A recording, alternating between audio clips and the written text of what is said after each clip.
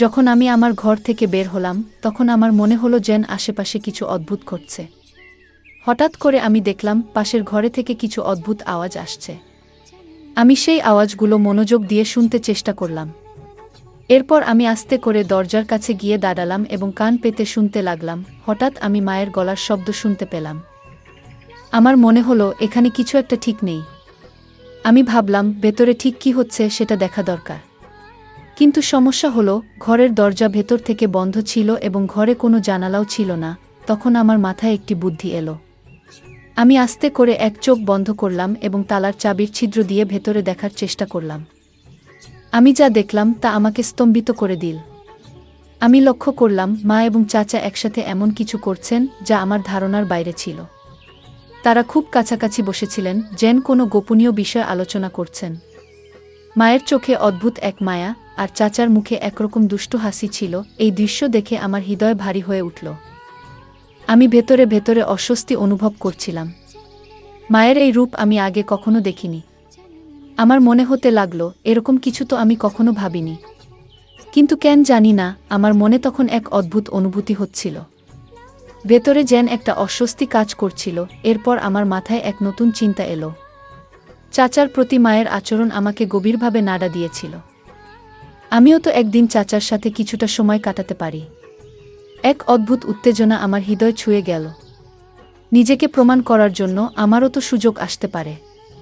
আমি ভেতরে ভেতরে ভাবতে লাগলাম কিভাবে এই কাজটা আমি করব। একদিকে ভয় আর অন্যদিকে অজানা ভাবনা। এই দ্বিধার মাঝে আমি ধীরে ধীরে নিজের পরিকল্পনা তৈরি করতে থাকলাম। গল্পের মজা উপভোগ করুন এবং শুনতে থাকুন আমাদের বাংলা অডিও স্টোরি চ্যানেল। বন্ধুরা, যদি এখনও আমাদের চ্যানেল সাবস্ক্রাইব না করে থাকেন তাহলে দয়া করে এখনই সাবস্ক্রাইব করে নিন। আজ আমি আপনাদের নিজের গল্প বলবো। আমার নাম রাগিনী। আমরা শহরে থাকি। আমাদের ছোট্ট পরিবারে আমি আর আমার মা একসাথে থাকি। তবে 2 বছর আগেও আমাদের পরিবারের অংশ ছিলেন আমার বাবা। একটি মর্মান্তিক গাড়ি দুর্ঘটনায় আমরা বাবাকে চিরদিনের জন্য হারাই। বাবার মৃত্যুর খবর শুনে তার খুব ঘনিষ্ঠ বন্ধু মনোজ চাচা আমাদের দেখতে আসেন। কিছুদিন আমাদের সঙ্গে থেকেও যান। তবে জরুরি কাজের কারণে তাকে ফিরে যেতে হয়। যাওয়ার আগে তিনি আমাদের প্রতিশ্রুতি দিয়েছিলেন যে তিনি সবসময় আমাদের পাশে থাকবেন। আমার বাবার মৃত্যুর পর মনোজ চাচাই ছিলেন একমাত্র ব্যক্তি যিনি আমাদের পরিবারের সঙ্গে গভীরভাবে জড়িয়েছিলেন। ছোটবেলা থেকেই তিনি আমাদের বাড়িতে আসতেন। বাবা মায়ের খুব কাছের বন্ধু ছিলেন। তার সঙ্গে আমাদের সম্পর্ক এতটাই গভীর ছিল যে তিনি শুধুমাত্র বাবার বন্ধু নন, আমাদের পরিবারের একজন সদস্য বলেই মনে হতো। আমি যখন ছোট ছিলাম তখন মনোজ চাচা প্রায়ই আমাদের বাড়িতে আসতেন এবং আমার জন্য চকলেট নিয়ে আসতেন। আমি খুশিতে তার গলায় ঝাঁপিয়ে পড়তাম এবং তার সঙ্গে খেলায় মেতে উঠতাম। তবে এখন আমি 19 বছর বয়সী, বড় হয়ে গেছি। আর সেই শৈশবের খেলা কৌতুক ধীরে ধীরে কমে গেছে। তবুও আজও যখন চাচার সঙ্গে দেখা হয় আমি তাকে আলিঙ্গন করি। বাবার মৃত্যুর পর থেকে মা খুবই একা হয়ে গেছেন। আমি জানি না তিনি আবার আগের মতো সুখী হতে পারবেন কিনা। তবে যখনই চাচা আমাদের বাড়িতে আসেন মায়ের মুখে এক আনন্দ ফুটে ওঠে। এটা দেখে আমার মনে হয় আমি মায়ের দুঃখ কখনো মেনে নিতে পারবো না। আমি সিদ্ধান্ত নিয়েছিলাম মাকে আর কখনো একা বা দুঃখী হতে দেব না। আমার মা এখন 40 বছর বয়সী, কিন্তু তাকে দেখলে 25 বছরের কোনো তরুণীর মতোই লাগে। যখনই আমরা মা মেয়ে একসঙ্গে বাজারে যাই সবাই এমনভাবে তাকায় যেন আমরা 2 বোন। মায়ের সৌন্দর্য আর স্মার্টনেস দেখে অনেকেই অবাক হয়ে যায়। একদিন আমি ভাবছিলাম মায়ের একাকিত্ব দূর করার জন্য এমন কাউকে দরকার যার সঙ্গে মা তার মনের সব কথা বলতে পারবেন। কিন্তু এমন মানুষ কে হতে পারে? আমি অনেক ভেবেও কিছু বুঝে উঠতে পারছিলাম না। ঠিক তখনই আমার মনে হলো কেন না মনোজ চাচার সঙ্গে কথা বলা যায়। আমি কোনো দ্বিধা না করে তাকে ফোন করলাম। প্রথমবার চাচা ফোন ধরেননি, হয়তো কাজের মধ্যে ব্যস্ত ছিলেন। কিন্তু আমি জানতাম তিনি আমাদের সবসময় গুরুত্ব দেন এবং মায়ের সুখের জন্য কিছু করতে পারবেন। আমার ফোন বেজে উঠল। আমি স্ক্রিনে দেখলাম মনোজ চাচার নাম ভেসে উঠছে। আমি খুব খুশি হলাম এবং দ্রুত কল রিসিভ করলাম। কল ধরতেই চাচা বললেন, সরি বেটা, একটু আগে একটা মিটিংয়ে ব্যস্ত ছিলাম তাই তোমার কল রিসিভ করতে পারিনি। আমি হাসতে হাসতে বললাম, কোনো সমস্যা নেই চাচা, আপনি ফোন করেছেন এতটুকুই যথেষ্ট। চাচা মৃদু হাসি দিয়ে বললেন, আর তোমার সঙ্গে কথা বলবো না তো কাকে বলবো? এই পৃথিবীতে তুমিই তো আমার আপন। বন্ধুরা, আপনাদের জানিয়ে রাখি, মনোজ চাচা এখনও বিয়ে করেননি এবং একাই থাকেন। আমরা সবাই তাকে অনেকবার বিয়ে করার জন্য বলেছি, কিন্তু তিনি কখনোই এ বিষয়ে সিরিয়াস হননি। এরপর আমি বললাম, চাচা, যদি কিছু মনে না করেন, আমি আপনাকে একটা কথা বলতে চাই। চাচা বললেন, বলো বেটা, কি বলতে চাও?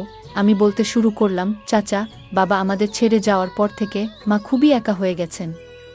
তিনি কারো সঙ্গে ঠিকমতো কথা বলেন না, খাওয়া দাওয়া ভালোভাবে করেন না। আপনি কি কিছুদিনের জন্য আমাদের সঙ্গে থাকতে পারেন?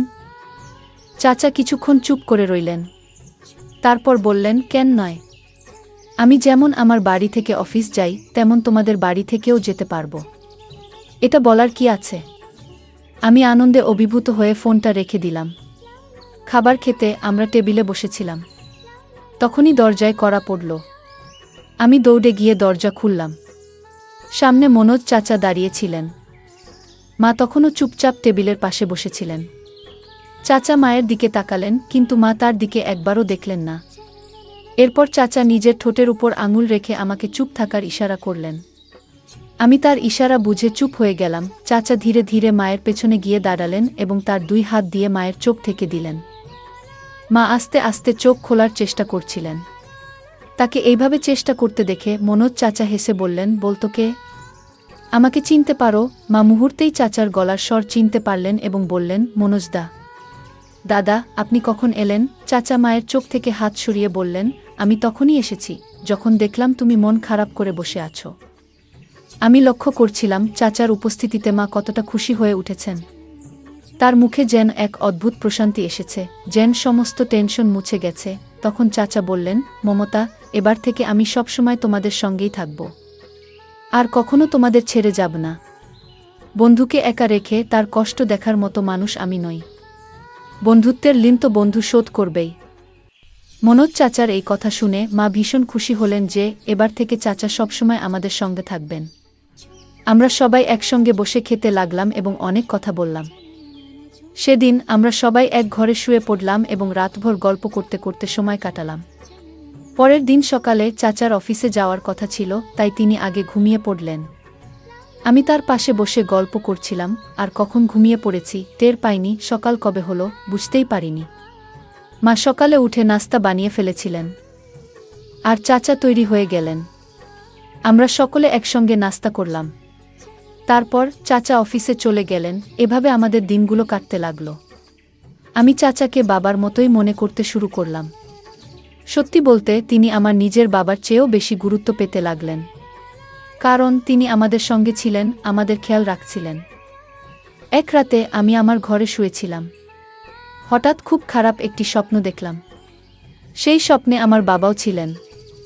আমি ভীষণ ভয় পেয়ে ঘুম থেকে উঠে পড়লাম। আমার কপাল দিয়ে ঘাম ঝরছিল, গলা শুকিয়ে যাচ্ছিল। তাই আমি পানি খেতে চাইলাম, কিন্তু দেখলাম আমার জগটা পুরো ফাঁকা। আমি ভাবলাম রান্নাঘর থেকে পানি নিয়ে আসি। জগটা হাতে নিয়ে ঘরের দরজা খুলে বাইরে বেরোলাম এবং রান্নাঘরের দিকে হাঁটা শুরু করলাম। রাতে আমি পানির জন্য রান্নাঘরে যাচ্ছিলাম। মায়ের ঘর আমার পাশেই ছিল এবং তারপরে মনোজ চাচার ঘর। যখন আমি চাচার ঘরের সামনে দিয়ে যাচ্ছিলাম, তখন একটা মৃদু শব্দ শুনতে পেলাম। প্রথমে ভেবেছিলাম হয়তো চাচা টিভি দেখছেন, তাই বেশি গুরুত্ব না দিয়ে আমি সামনে এগিয়ে গেলাম। কিছুক্ষণ পরে সেই শব্দগুলো আরও স্পষ্ট আর জোরে শোনা গেল। এবার আমার কৌতূহল জাগল। চাচার ঘরের সামনে এসে আমি দাঁড়িয়ে পড়লাম। ভালো করে শোনার চেষ্টা করতেই বুঝতে পারলাম মা যেন কিছু বলছেন। আমি ভাবলাম, এত রাতে মা আর চাচা এক ঘরে কি করছেন? তখনই আমার মাথায় একটা বুদ্ধি এলো। আমি দরজার তালার ছিদ্র দিয়ে ঘরের ভেতরটা দেখার চেষ্টা করলাম। এক চোখ বন্ধ করে তালার ফাঁক দিয়ে যখন ভেতরটা দেখলাম, তখন আমি অবাক হয়ে গেলাম। আমি ভেতরে যা দেখলাম তা আমাকে বিস্মিত করে দিল। মনে হচ্ছিল এমন কিছু আমি কখনো কল্পনাও করিনি, যা আমার নিজের জন্যই অস্বস্তিকর ছিল। আমি নিজেকে শান্ত করার চেষ্টা করছিলাম, কিন্তু কিছুক্ষণের মধ্যেই আমি অসচেতন হয়ে পড়লাম। পরে দেখলাম মা বিছানায় শুয়ে আছেন এবং মনোজ চাচার সঙ্গে কথা বলছেন। মা বললেন, মনোজদা, এবার থেকে আমাদের ছেড়ে কোথাও যেও না। চাচা মায়ের হাত ধরে বললেন, তোমার আর রাগিনীর খেয়াল রাখার দায়িত্ব এখন থেকে আমার। এই কথাগুলো শোনার পর আমি ধীরে ধীরে নিজের ঘরে ফিরে এলাম। রান্নাঘর থেকে পানি নিয়ে এসে শুয়ে পড়লাম, কিন্তু ঘুম আর এলো না।